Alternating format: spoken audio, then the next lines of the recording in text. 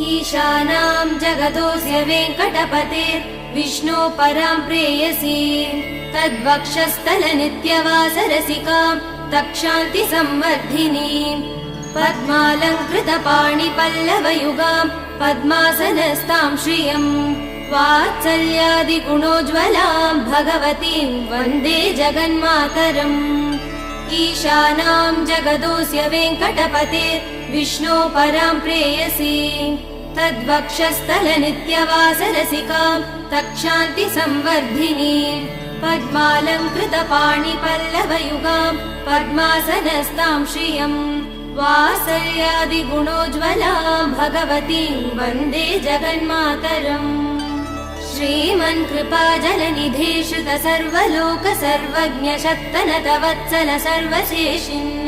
स्वामिन् सुशील सुलभाश्रितपाल